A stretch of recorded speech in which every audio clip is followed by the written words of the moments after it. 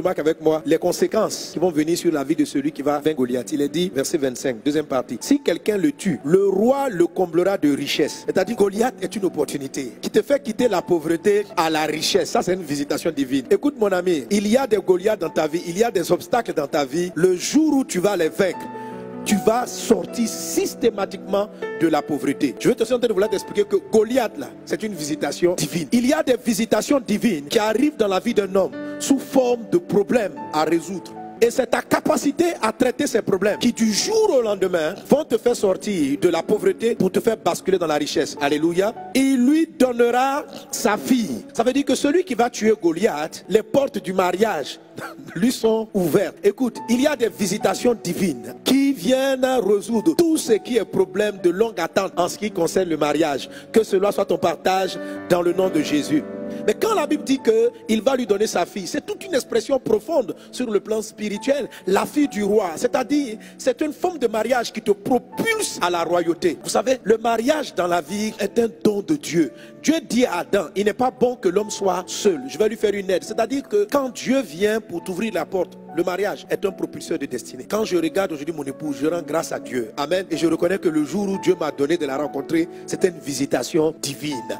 Alléluia. Quand je suis là et puis je vois ma chérie travailler, les choses qu'elle décante pour moi, je dis merci. Et Jésus, vraiment, si la femme là n'était pas là, mon Dieu. En fait, je vois tellement mes imperfections, tellement mes manquements. Et je la vois dans les secteurs où je ne suis pas, en train de combler les vides, sans trop de bruit, mais de manière efficace. Amen. Là, je fais un gros bisou à ma chérie encore. Tu as un trésor merveilleux. Oui. Alléluia. Et après il est dit, il affranchira la maison de son père en Israël. Non seulement celui qui va tuer Goliath, il sera positionné, mais la bénédiction qui va venir ne se limitera pas à lui. Elle va toucher aussi sa famille. Amen. Il est dit, il affranchira la maison de son père en Israël. Wow. Il y a des visitations lorsque Dieu fait dans ta vie et je prie que tu rencontres ces visitations. Quelle que soit la misère, les difficultés dans lesquelles ont été ta famille. Parce que tout simplement, toi tu as su saisir la visitation. Ton grand-père, ton papa, ta maman, tes frères, tes soeurs, leurs vies sont totalement transformées du jour au lendemain. Une visitation divine sort systématiquement une famille de l'anonymat, de l'esclavage, de beaucoup de liens et de beaucoup de blocages. Je déclare qu'il en soit ainsi dans ta vie, dans le puissant et précieux nom de Jésus. Lorsque Goliath est arrivé pour insulter Israël, David était prêt.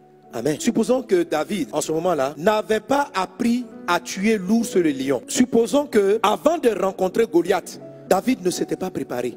En fait, il ne savait pas qu'il allait rencontrer Goliath. Il y a une chose qu'il faisait tous les jours auprès de son père. Un travail qu'il était en train de faire tout le temps. Et pour lui, c'est un travail qui est banal. Mais il ne savait pas que ce travail-là le préparait à la visitation divine. De sorte que le jour où la visitation divine est arrivée, David était prêt. Il a saisi l'opportunité. Lorsqu'il a affronté Goliath, regardez ce qu'il dit. Il dit, Dieu va le délivrer, mais tu sens dans son cœur qu'il s'appuie sur Dieu et sur les expériences que Dieu lui a donné de vivre en cachette. Alléluia.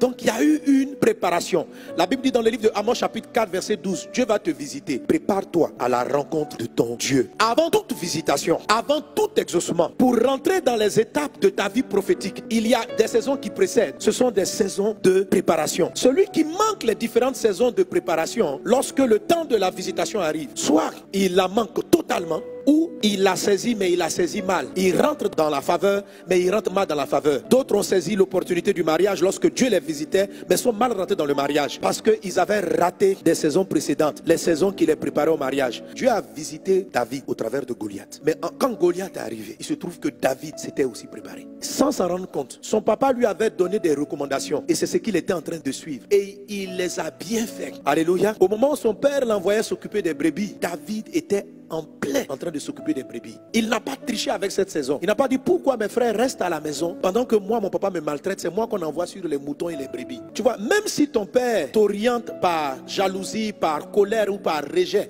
même sa voix involontaire t'amène dans l'école dont tu as besoin pour les grandes visitations de ta vie. Dans la saison de l'enfance, un enfant reçoit de ses parents. Ça peut être ton enfance spirituelle. C'est le moment où tu dois être nourri par ton berger, tu dois être nourri par ton pasteur. Ou tu dois t'asseoir à l'église et puis écouter les messages. Un chrétien qui est dans sa saison de l'enfance et qui lui n'écoute pas la prédication, vient pas à l'église, n'écoute pas les messages, mais il veut à tout prix être dehors en train de prêcher, de maîtriser la Bible. Je vous dis, ce monsieur-là va rater son appel. Il va rater son ministère. Parce que lorsqu'il était enfant, il ne parlait pas comme un enfant. Il essayait déjà de se comporter comme un vieux sur sur le plan spirituel. Il ne s'asseyait pas au pied de son père spirituel dans l'église pour grandir, pour recevoir le lait, pour recevoir la formation spirituelle. Celui-là, quand Dieu va le visiter pour élever son ministère, il ne sera pas prêt. Quand il va avoir l'élévation, l'apôtre Paul dit ceci: vous avez un jeune, n'en faites pas déjà un ancien, n'en faites pas un prédicateur. Sinon, il tombera sous les pièges de l'ennemi. Qu'est-ce qui se passe? Il y a certains, Satan les séduit, ils sont dans la saison de l'enfance, ils commencent leur vie spirituelle, mais ils n'aiment pas ça. Ils envient les prédicateurs connus et déjà ils estiment que c'est le temps pour eux. Ils sont dans les rues, c'est vrai, et tu dois sortir faire des évangélisations. Mais il y a un temps où on est un enfant, et l'enfance, c'est généralement la période où on commence. Même si tu as 70 ans, quand tu commences ta vie spirituelle, ne méprise pas la saison de l'enfance. Tu sais, tu n'es jamais rentré et tu n'arrives pas à entrer dans ton ministère plein parce que tu as eu une attitude quand tu devais être enfant que tu n'as pas honoré, que tu n'as pas respecté, tu n'as pas honoré la saison.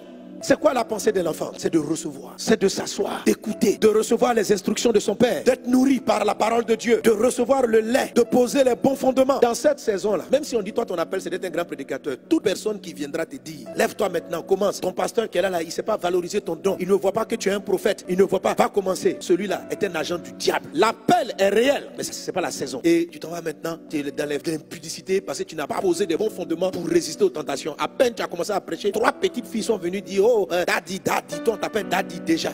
Et tu es content, tu t'appelles daddy, tu es là, tu t'es converti hier là. Tu t'es converti hier, tu es content, tu es daddy. Et puis tu es content, tu marches daddy. Tu es père spirituel, tu vas donner des éducations spirituelles. Frère, tu t'es appelé à être un prophète sur les nations. Mais quand la visitation va venir pour t'ouvrir les portes, tu ne sauras pas. Lorsqu'on est enfant, c'est le moment où on reçoit des instructions. Quelqu'un qui rate la saison de l'enfance, c'est parce qu'il refuse qu'on lui dise va à gauche, va à droite, rentre dans tel département, fais ceci, fais cela. Frère, quand Dieu va te visiter, tu ne seras pas prêt. Et tu risques de finir ta vie dans la misère, dans la pauvreté. Ça peut te faire rater quand Dieu va te visiter pour ton mariage. En un jour, par Goliath, Dieu a visité David pour son mariage, pour sa fortune, tu seras riche. Pour la délivrance de sa famille, toute ta famille sera affranchie. C'est un seul jour.